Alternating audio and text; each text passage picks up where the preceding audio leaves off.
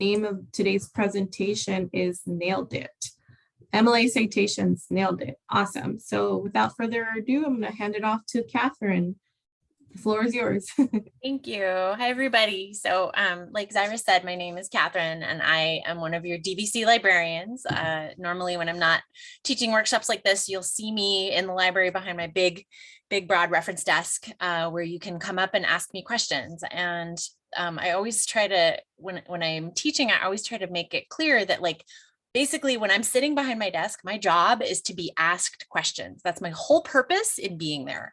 So if you ever have a place, if you ever find yourself struggling with any kind of aspect of the research process, paper writing, you're not sure where to go, you're not sure how to pick a good topic, or you're struggling to find things, like that's what I'm there for. I'm there to be asked questions. So never feel like you're disturbing us. That's our job. My job is to be asked questions by students. My whole job is helping students one-on-one, teaching workshops like this and doing all kinds of stuff related to our systems and how you get stuff when you're searching the library systems. So, I want just to make it clear, if you remember nothing else about my presentation today, what I'm going to talk about, I want you to remember that librarians are here to help you. That is our job. The QR code that you see on the screen right now takes you to our Ask a Librarian system. So you can chat with a librarian 24/7 using that system. It may not be a DVC librarian, but it will be a librarian from a college institution who can answer all kinds of questions. If you're having trouble accessing stuff, if you're not sure even where to start with your topic, what kinds of search terms to use, that's something that we're really good at. We're good at that. I'm a professional searcher, so I'm usually pretty good at finding stuff. And it's probably going to become clear, but I really love my job, and I want to make sure that people know that they can come and ask us questions. That's what we're here for. So like I said earlier, before we got started, if you have specific things that you want to know about MLA citations, if there's things that you're like a place where you get stuck, if you've done them, or if you're just like, I don't even know what's the point, you can post about it in the chat. Let me know, if there's specific things that you want me to cover. I'm going to try to do kind of a broad introduction to citations, followed by some specific examples of what different citations look like. And then we're going to wrap up with, places you can go for additional help, because there's always more onion layers, there's always more layers to the onion when it comes to citations. Sometimes you get complicated questions, and that's something that I love answering, those kinds of questions. So so that's kind of the broad strokes of the presentation. Today, I'm also going to ask for some interactivity too, because I have some questions for you that I would love to know the answers to. So I'm happy, I'm hoping that you guys can participate through the chat, or since there's such a small group, maybe we can unmute and have a verbal discussion about it. So I guess we'll get started. So I always like to start when I'm talking about citations. I always like to take a step back and kind of look at the bigger picture about why are citations important. It's not just something that's part of the assignment. It's not just something that your instructor has made up to make life a little harder when it comes to writing papers. There's a whole kind of constellation of reasons where you can find yourself getting motivated to do this let's just be honest, it's pretty tedious and pretty like nitpicky. But there's actually really clear reasons, and so hopefully you can connect with one of the upcoming reasons to think about, this is a way through this tedious task, is because I really believe in this reason. So I have five that I've kind of articulated, but there's also additional ones, beyond that just go beyond like, oh, it's part of the assignment, I thought we had to do this. There's other reasons why. So the first reason why it's really important to do citations in general, not just MLA citations, but citing your work across the board in a college environment, in a scholarly environment, you are acknowledging the work of the authors and researchers that have come before you, so that have inspired you, that have connected you with knowledge that you didn't have previous to reading their stuff. So there's that kind of tip of the hat, the acknowledgement of like, this came from somebody else, and I want to make sure that the world knows that I know that it came from somebody else. The second reason that I think is really important to connect with, that motivational factor of getting yourself motivated to do citations, is that by laying out all the credible evidence and sort of kind of documenting, like, here's all of these really great sources that I had, you yourself become more credible, and people are more likely to believe you because you have these expert opinions, you have, evidence, you have all of this stuff to back up your thoughts and ideas and arguments in your writing. So that lends itself more of, it lends your own writing and your thoughts much more credibility. You also allow your readers to see for themselves. So, you've come to certain kinds of conclusions, you've created this argument, and you're like, this is how it's got to be. We got to make changes, and here's all the reasons why. You can allow the people who are reading your work to actually see for themselves and come to those same conclusions, or follow along with you on your argumentative journey as you're writing your college level research.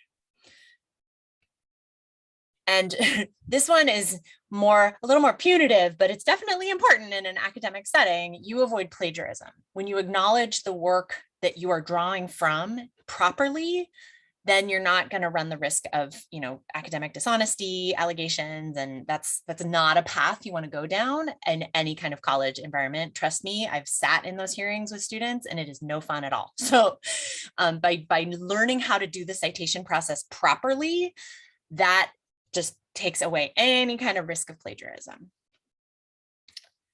And then this is my favorite personally, is that research is actually really hard work. And so by showing off your citations, by connecting, showing where all your arguments came from and all these thoughts and ideas that you're putting into your work, you get to show off these research treasures that you have found for yourself. And you give those treasures, you allow, you're kind of showing off all those treasures to your readers. So of all of these reasons, I am actually most curious. You can actually respond in the chat, or you can respond verbally, for all of those different reasons that I've just outlined. Is there one in particular that you feel personally connected to, so that you can kind of connect with that one and use that to motivate yourself to do the tedious task of citations? I'd love to hear what people have to say about that.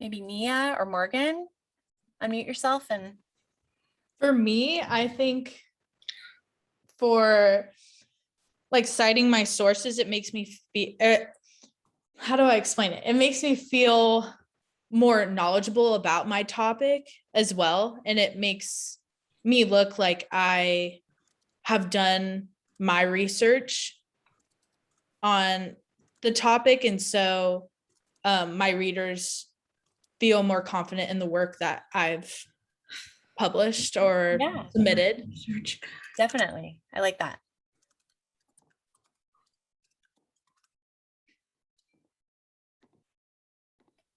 And Natasha. All right, I'm just gonna talk because I don't know, I'm a bit of a slow typer. That's fine. But yeah, it's kind of similar to what Morgan said, in the sense that I really like it. It makes me feel more credible as a researcher, and to the readers and the people that are looking at my work, they know that I've done my research on the topic. I've thought about it analytically and kind of looked at other sources that contribute to my points and my analysis of it. And so I think that even though like apart from the audience reading it, it would also make me feel more confident in what I'm presenting rather than just a bunch of like loose ideas and, yeah. So I like that. Thank you. Yeah. Yeah. I feel like it's almost like you've got your like your citations are sort of your research posse. Like they've all your scholars are behind you, backing you up, and you're like, yeah, I'm gonna put myself out there, and all your homies are right behind you, like exactly making you feel more credible. And you're like, yeah, I can put myself out there. Like research studies and like so many different types of, sources that I can rely on. So Exactly. yeah. I haven't thought about my citation posse. I feel like, oh man, there's a silly librarian YouTube video in here somewhere. Write that down. I need a pen. Okay, there we go. Citation posse. That's a new coin term. You heard it here first, people. Citation posse. Great. Okay, thank you everyone for your contributions. That was really good, thoughtful thoughts. So the next part of my presentation is going to be about how to use other people's ideas responsibly. So the main thing, it's one thing to write a response paper or a kind of, journal, like a reading journal, sort of an assignment where you're just sort of putting out your own thoughts and feelings and like, here's how I think, here's what I think, here's what I think.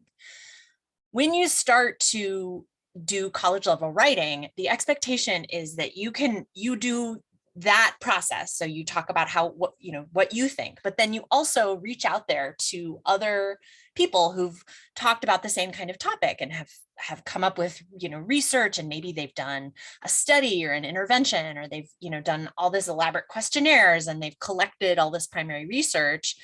And so you want to borrow from them and say, wow, these are really good insights. These are really interesting things. But, whenever you do that, whenever you reach out and grab some other people's ideas and you use them in your own writing, you need to do your citations. You need to acknowledge that those were not your ideas. And so the main way that happens in, academic writing, scholarly work, is through the act of citations. And, yes, there's the bits at the end, there's the Works Cited page where you're listing out, the full citation for all of your work. But what I observe the most when I'm looking at people, scholars in training, which you are all scholars in training, it seems like most people struggle with the actual act of in-text citation. So I'm going to focus on that for the majority of what we're going to talk about over the next few minutes, because I think that being able to integrate your ideas along with other people's ideas in a way that flows is like maybe your number one takeaway skill from college, in my opinion, as a librarian. That's my opinion. So, being able to use other people's words, use other people's ideas alongside your own, and acknowledge, make it clear to your readers who's talking at what point. It's almost like a really good paper, a really well-written college paper. It feels a bit like a theatrical script in a way, because you have, here's me talking, and then here's my sources, and then here's me, and then here's my sources. So we're going to focus on the act of how you do that, how you put in those little voice markers to know who's talking. And so you're not going to get tripped up by, how do I make it clear when it's me talking and not? And so we're going to focus on in-text citations. And I'm going to show you some examples. So the first method of using other people's ideas, which is probably, you've absolutely seen it before, it's direct quotation. So you are using the words of your sources in your writing, and you're putting quote marks around it to make it clear it's not your words, it's somebody else's words. So the example that I'm using here is from a Consumer Reports publication. And they did not name an author. So I've just put, according to Consumer Reports, and I've put in a direct, pulled quote from that article. 4.8 million people have used Facebook to say where they plan to go on a certain day. you know, they liked a Facebook page about health conditions, which might be details that an insurer is going to use against you. Now, note two things. The first thing is that I've put in what's called a signal phrase, or what I understand is called a signal phrase. There's other names for it, but basically when you say, you know, my source says, or this author says, according to, you know, stated by so-and-so, Josephson states, blah, blah, blah. That is a signal phrase. And because of that, you don't actually have to put the name of the source in the parenthetical citation. So that's the thing inside the parentheses that goes at the end of the quote. Because, you know, there's a lot of things going on at the same time. I have quote marks, so that's not my words. I've got my signal phrase, and then I've got my page number. I have my page number written out. This happens to be a source with page numbers.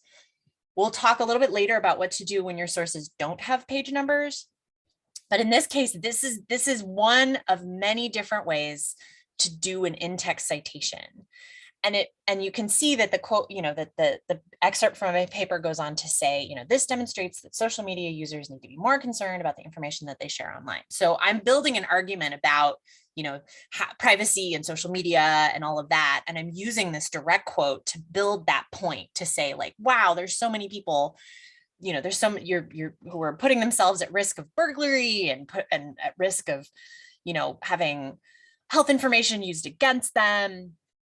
So you can see that, you know, it's, if we go back to the metaphor of a play, of a theatrical script, it's clear when Consumer Reports is talking and when I'm talking in this, from this excerpt. And by saying the signal phrase, by putting in my page numbers, that makes it clear kind of when my source stops talking and when I start talking again. Does that make sense? Hopefully.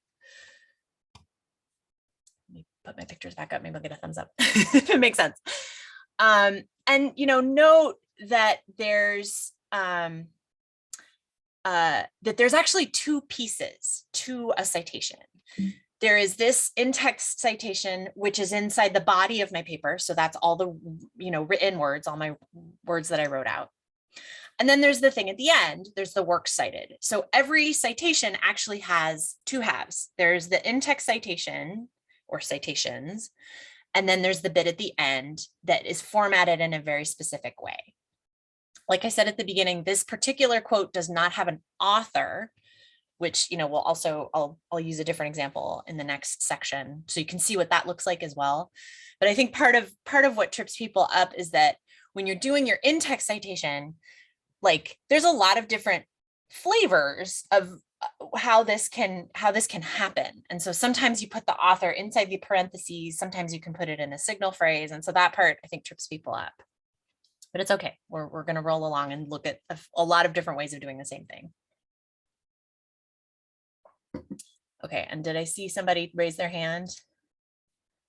Okay. Sorry, yeah. So just to clarify, like so in like in the essay or whatever it is you're writing, after every claim you have to cite, after like every like factual based claim that you make, that doesn't come from you but comes from someone else, you have to write like where it comes from and what page it comes from and what like page someone can go back and reference to check and verify it.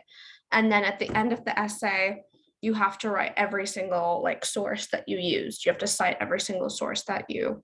Okay. Exactly. Okay. That is, yeah. So that is kind of the expectation for like informative papers or persuasive papers, or, you know, things that you're writing in a composition English class, or, you know, sociology, psychology, that a lot of those Right. anything that goes beyond just like a response, or like a reading journal where you're just saying like, I thought this about the book that I'm reading. Here's my thoughts. Anytime you go beyond your own thoughts, or like the kind of rule of thumb of that is when you step outside of your thoughts and opinions and what's called common knowledge. So things that your average everyday human American person would know. So like George Washington was the first president. You know, pretty much everybody knows that, right? So you don't necessarily need to cite that fact, but once you step outside of that realm of common knowledge, then that's where, you know, so like I wouldn't have known 4.8 million people have used Facebook to say where they plan to go. Like that's something that's research that they did. So that those kinds of factual things. And also like a lot of times when people's work is cited, it's because they have developed techniques, or they've developed, you know, they have opinions. Like if you're citing other people's opinions, you absolutely want to cite it, because it's clear, you know, it's not your opinions. It's, even though it is opinions, if that makes sense. Like if the opinions come from outside of you, that again needs to be cited. And you don't necessarily need to have it like after every single sentence, because that messes with the flow of writing. So you don't necessarily like, this is where writing becomes more of an art than a science.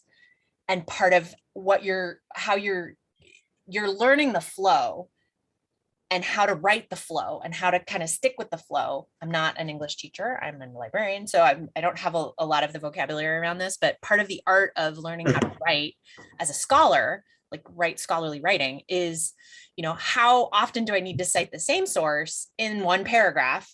Probably just one time. If it's one paragraph all about the same source. But if you're switching between sources, you want to make sure that it's clear that, you know, this is my Consumer Reports information, and this information came from, you know, Smith and Wolf, and this information came from Jones and you know, Baker. So like you want to, and that's part of what you're learning how to do. And it's okay to not feel a sense of mastery in this right now, because you are a scholar in training. So this is part of what you're here for, is learning how to do that in a way that feels comfortable and natural, and your writing feels like, oh, this matches stylistically, this matches what it's supposed to. Right. Okay. All right. So we talked about the two halves of citations, and so now the second method of using other people's ideas, and I think I want to definitely point out that like this one I think is in many cases more important than the one we talked about just now, because direct quotation is easy. You know, it's somebody else's words, boom, put quotes around it, you're set. But being able to articulate someone else's ideas and arguments in your own words in a way that feels natural to you is actually probably, in my opinion, it is the best skill that you can pick up as a college student, because you can summarize and synthesize other people's arguments in a way that feels natural to you. So learning how to paraphrase is a spectacularly useful skill across the board. So this is an example of what it would look like. So the same information, the same idea, the same concept, but now it's written out in my words. And there's also a couple of things happening at the same time. So instead of saying, you know, 4.8 million Facebook users, it says millions of Facebook users have posted details about when they will be away from home, which could make their homes targets for burglary.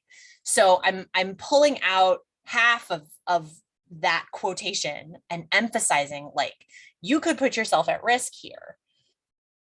And, you know, then the second half is the same. This demonstrates that social media users. So I'm emphasizing the burglary piece of it and letting the insurance health information piece of it go. So that's a choice that I've made as an author.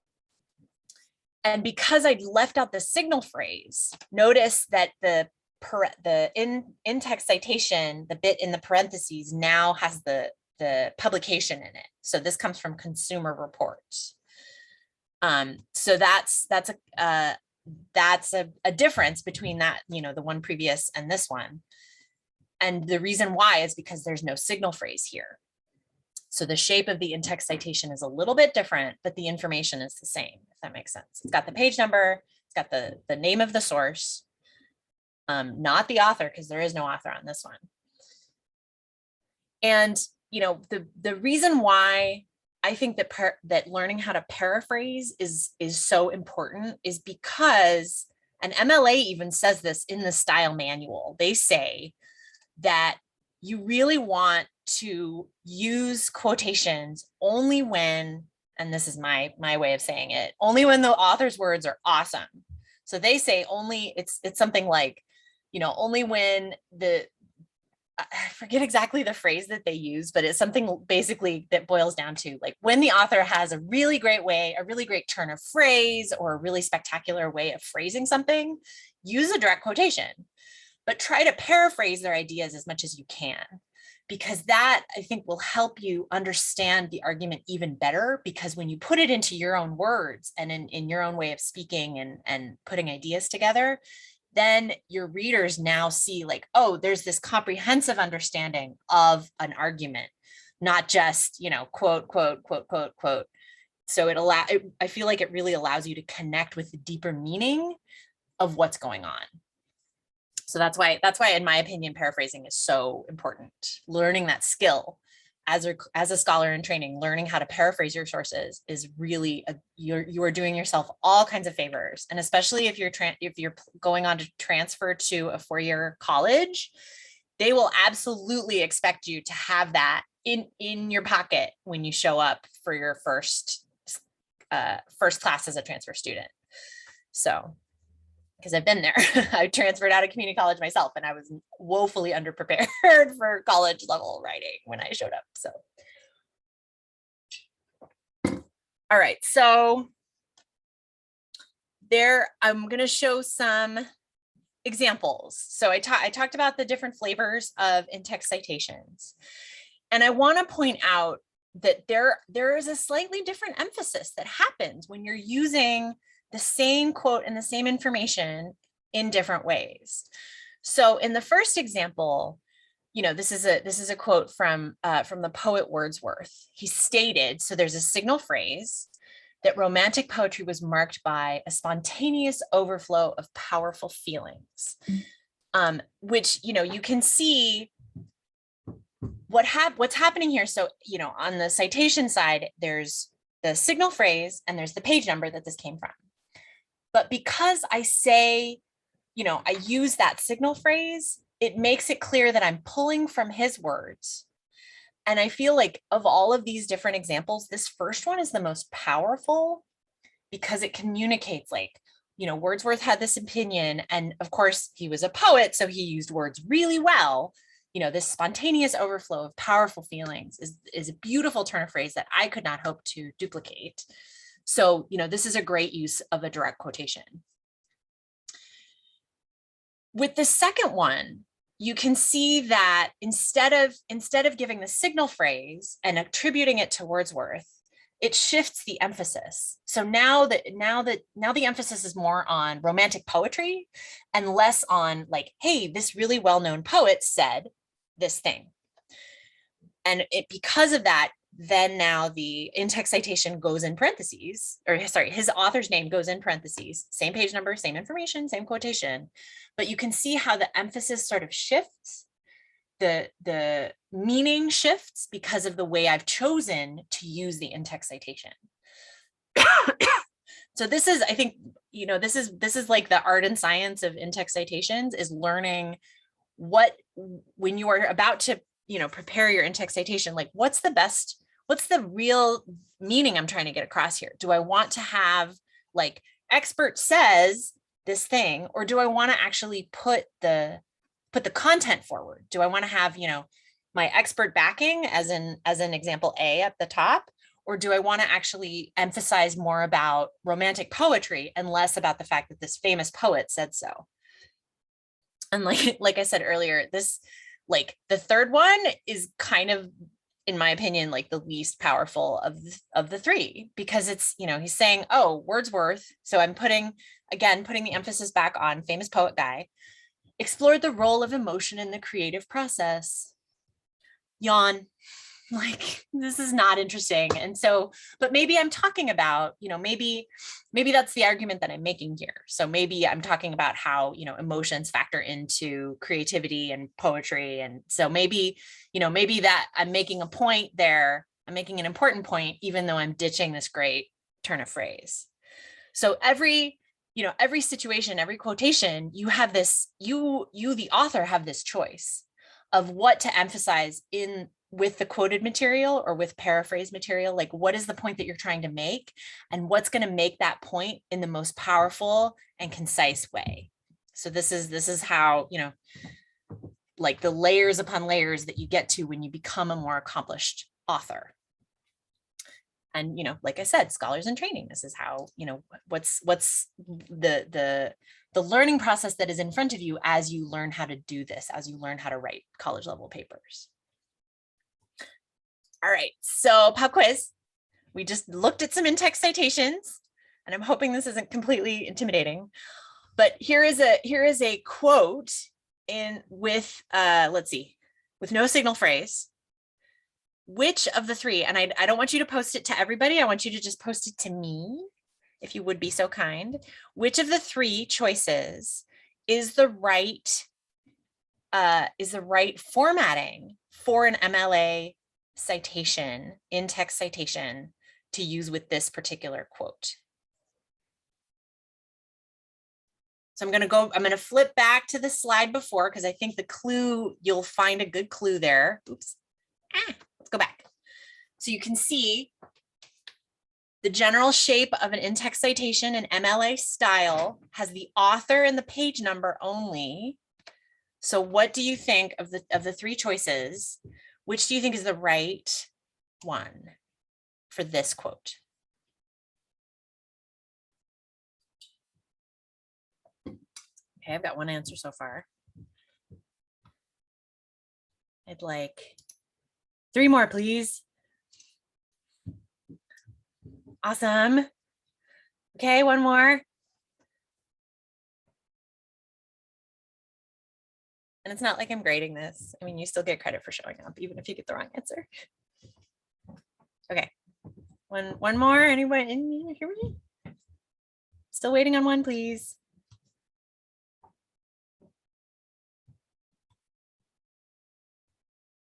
Awesome. Okay, thank you all for your answers.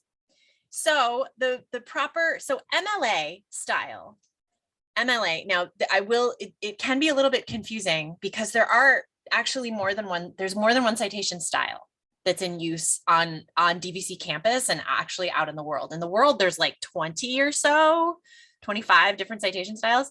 At DVC, we use 2 for the most part, sometimes a third I've seen, actually third and a fourth I've seen. So MLA loves authors and page numbers. MLA doesn't care about the year.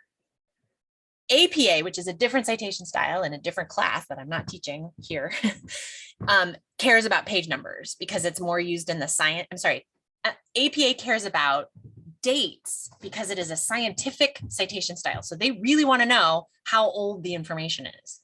But MLA doesn't care so much about that. And so in a properly formatted MLA citation for this quote is the author and the page number, no date, and you don't spell out their whole name like in example C.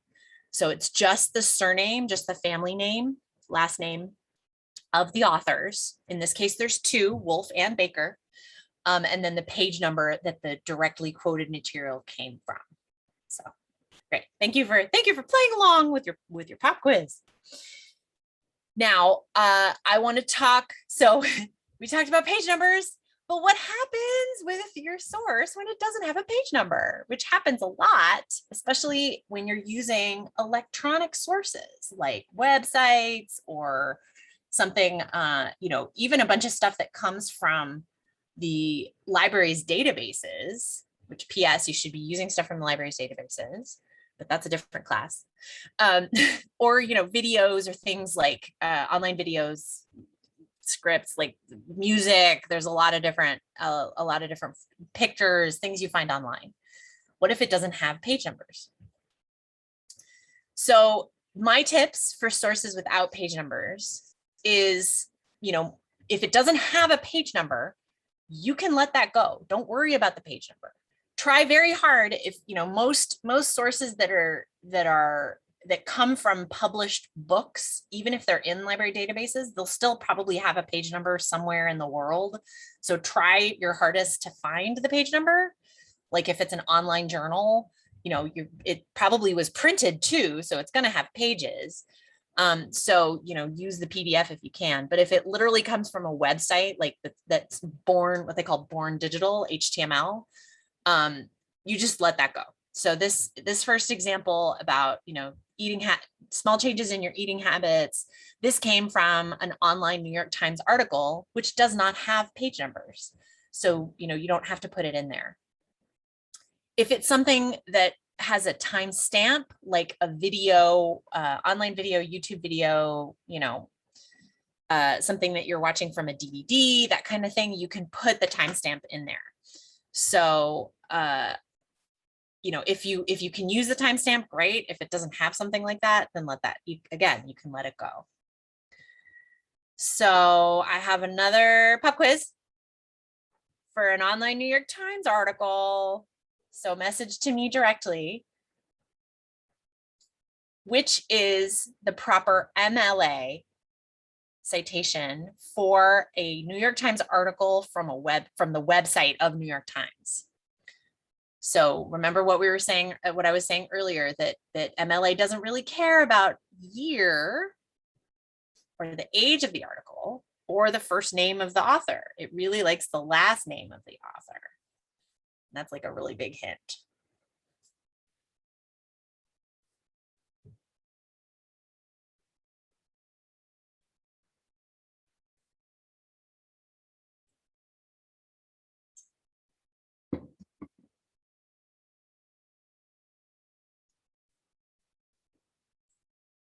All right, I got 3. Woohoo! Everyone got it right this time. Yay! It's answer B. Carla Mangla. Carla Mangla. Because that's, she's the author that's written down in my little screenshot from the New York Times webpage. And so that would be, at the end, if I was quoting from this article, that would be the proper in-text citation. If I was doing the end of paper citation, that would be, I'd put Carla Mangla, Suyama, extreme weather in California, prolonged drought and record rain. And then I'd have the date and I'd have the webpage, that kind of thing. So you would have all that extensive information in the Works Cited entry, which is the thing that goes at the end, part B of the citation. So very cool. Now, like I said at the very beginning, citations are clearly tedious and detail-oriented tasks. And luckily, we have a lot of tools at our disposal powered by technology. There are a variety of citation generators that are out there. There's one that is recommended by my colleagues at the library called Zotero, which is actually a browser plugin. So anytime you're reading a web page that Zotero recognizes as being academic, it's like, do you want to add this to your Zotero library? And you're like, yes, I'm doing research. So sure, I'm working on my homework. Yes, please. So that's the Zotero plugin. I don't have a whole lot of experience with it, but I know it's something that one of my colleagues is like, this is the best thing. There's also things like Citation Machine and EasyBib, and there's a few different products that are available for that. The other piece that I really, let me see if I can actually get out of my slideshow and show you in the library how this gets done, is if you go to, if you're using sources from the library, there's actually a whole lot of technology that allows you to pull citations off of the source that you found. So, my favorite example searches, because there's always a lot of information about that. Let's see. Oh, I need to switch. Sorry, I need to switch my share to the window that I'm now looking at. Sorry, friends. Now you can see what I'm looking at. There we go. So when you're using any of the DVC library databases, right now I'm using OneSearch, which is the main search box on the page right here. So this is our biggest bucket for searching. And OneSearch actually gives you citations when you're looking at, so say, I find, here's an article about homelessness. So this is an article from one of our databases. You actually can find the citation and it formats it for you which is kind of magical in my opinion, that like the computer knows, this is not, it's not 100% perfect. So it says, check citations for accuracy. I can see some errors like this shouldn't be there. This I would want to double check because that looks a little funny. But it allows you to actually pull the citation out of the system, which is pretty slick. And some of our individual databases have this as well. So if you're looking at things made, like if you're looking at an EBSCO database or Credo or Gale Virtual Reference Library or Gale's ebooks, a lot of our different databases will have that. They'll have a toolbox available somewhere on the page, at the top, along the side, here it's kind of in the middle, and you'll be able to extract the citation. You always do want to double check it because it's like, what do they say? Garbage in, garbage out about data entry. Like if junky stuff has been put in, you'll get junky results. So I can't promise that every citation in our system is perfect, but you can always, hey, ask a librarian, just like it's suggesting at the bottom here. You can always pop up and say, is this citation right? I'm not sure. Because that's something I love doing for students, honestly. So we also have on the library's webpage, we have a citation guide, which you can get to. Actually, you know what? Let me just show you where it lives on the webpage. I don't know why let me switch back and forth. I'm having a hard time. Okay, there we go. There we go. Okay, so on the library's page, if you go to our research guides, we have a citation guide under the library tools. And you can actually get to these research guides through most of your Canvas class. If there's a DVC Library link, and it will take you to our guides. And from there, you can navigate to the citation guide in pretty much every class. So like I said before, there's two major citation styles and sometimes one, the Chicago. But right now we're talking MLA. So we would go to the MLA guide. We would fix that link when I get back to work. Which you can get to the same thing here. So MLA guide. And so you can see the different questions. There's a little video. There's how to do in-text citations. All the stuff we were just talking about in the presentation here is available on this guide. And you can always reach out and ask if you have specific questions like, hey, I just finished my Works Cited page. Hey, librarian, can you check it over and make sure everything looks good? I'll do that. I will do that anytime I'm asked, as long as it's not, super rush. I have 15 minutes to turn it in. Give us some time to look it over. But, that's something that me and most of my librarian colleagues are happy to do, is to look at your citations and make sure that they're good. We also have you saw the chat popping up a few times. We have the links to, like I said at the very beginning of the presentation, if you have questions 24/7, you can reach out to us through our Ask a Librarian service. And so, I just showed you a bunch of web pages pretty fast. Here are links to those pages, the main library page, our Ask a Librarian ways you can reach out to us. You can text us. Catherine? At that, yeah. We can't see that page. So I just pasted in the chat. Oh, okay. Sorry about that. Yeah. So this is the main library page that's Okay, the first link that I just pasted. And then there's the text phone number, the 925 phone number. And when you click on Ask a Librarian, you get to, dvc.lib answers. So we have FAQs as well as you can always ask a librarian. It launches a new window and you're chatting with a librarian right away. So there's a lot of options that are available to reach out to people. And I also put the link to our reference appointments, which is a new service we started offering just a little bit before the pandemic. And this is a great way to get some one-on-one time with a librarian like me. We're doing them over Zoom right now, but I think we're going to go back to doing them in person as well. Maybe next semester, I'm not sure.